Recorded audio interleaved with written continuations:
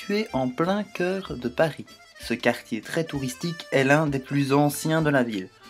Bordé par la Seine, sa visite est particulièrement agréable quand il fait beau. Vous pourrez alors profiter du magnifique jardin des Tuileries ou flâner sous les arcades de la rue de Rivoli avant de vous attaquer au célèbre et très vaste musée du Louvre. Les arcades de la rue Rivoli. La partie des arcades qui s'étend de la place de la Concorde jusqu'à la statue de Jeanne d'Arc privilégie les grandes marques de luxe. Il y en aura pour tous les goûts, mais pas pour tous les budgets.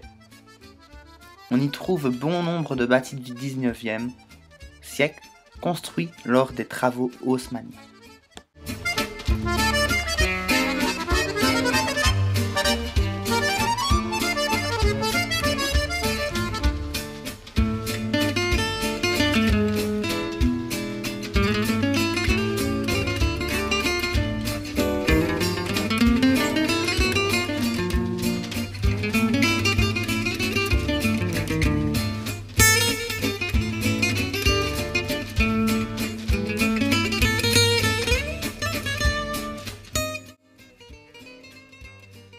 Il a été créé en 1564, en même temps que le palais aujourd'hui détruit. Il s'étend du musée du Louvre, en bordant la Seine jusqu'à la place de la Concorde. C'est le jardin public le plus ancien de Paris. Dans le passé, il allait jusqu'au rond-point des Champs-Élysées. En 1664, Louis XIV demanda à André Le Nôtre, créateur des jardins de Versailles, de redessiner le jardin. Il redessina les dimensions du jardin et il en fit un chef-d'œuvre avec des bassins.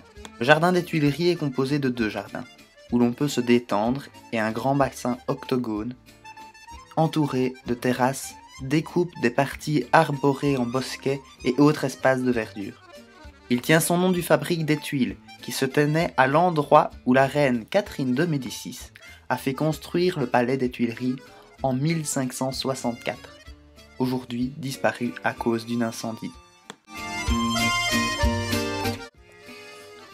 L'Arc du Carrousel, construit en 1806 par les architectes Charles Percier et Pierre-François Léonard Fontaine, marque l'entrée des Tuileries. C'est une imitation d'un arc romain. Il devait marquer majestueusement l'entrée du palais des Tuileries et célébrer les victoires de Napoléon Ier entre 1805 et 1809.